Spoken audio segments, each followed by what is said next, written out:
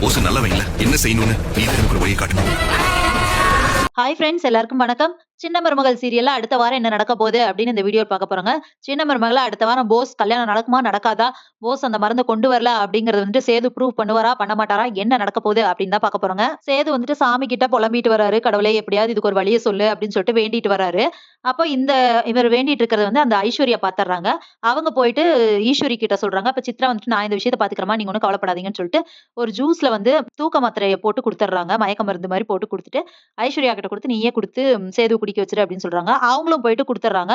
இத வாங்கி பேசிட்டே சேது வந்து குடிச்சிடுறாரு. குடிச்சதுக்கு அப்புறம் பார்த்தா அவர்னால நிக்கவே முடியல. அப்படியே மயக்கம் வருது.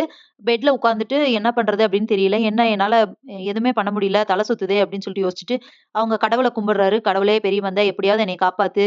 இந்த பிரச்சனையெல்லாம் சரி பண்ணணும்னு தான் உன்கிட்ட வந்து வேண்டுனேன். இப்ப எனக்கு ஏன் இப்படி இருக்கு? என்ன காப்பாத்து அப்படின்னு சொல்றாரு. அப்படியே தூங்கிர்றாரு, விழுந்துர்றாரு.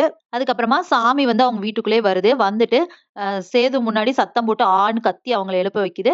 அது மட்டும் இல்லாம அந்த அருவாள் இருக்குல்ல, அருவாள்ல லெமன் இருக்கு அந்த எண்டுல. அந்த லெமன வந்து அவரோட தலையில வைக்கவும், அவர் கொஞ்சம் இதாகி முழிச்சுடுறாரு. அப்ப சாமி வந்துட்டு நிக்குது.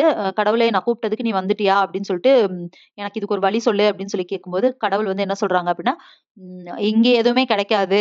நீ இப்படியே இருந்தீன்னா இப்படியே தான் இருக்கணும். எந்த ஒரு பொருளையும் தொலைச்ச இடத்துல தான் போய் தேடணும். அது மட்டும் இல்லாம என்ன நடந்துச்சோ, எங்க நடந்துச்சோ அங்க போ" அப்படின்னு சொல்லிட்டு சாமி காணாம போயிருது. அப்ப சேது யோசிக்கிறாரு.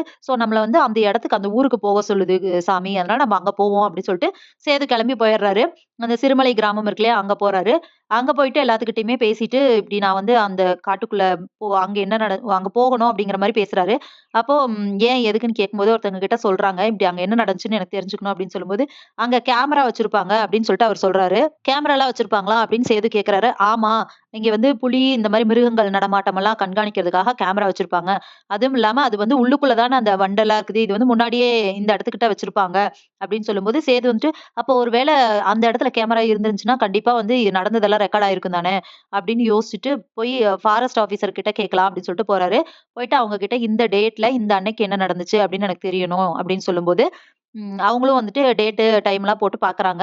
செக் பண்ணும்போது கரெக்ட்டா அதுல வந்துட்டு தமிழ்ச்செல்வி வந்து அந்த மருந்த எடுத்துட்டு, "ஏங்க எங்க இருக்கீங்க? மருந்து கிடைச்சுச்சு" அப்படின்னு சொல்லிட்டு சத்தம் போட்டே அவங்க நடந்து வர்றது, சிரிச்சுட்டே வராங்க. அந்த இடத்துல போஸ் வந்துட்டு ஒரு கட்டைய எடுத்துட்டு வந்து பின்னாடி இருந்து அவங்கள அடிக்கிறாங்க.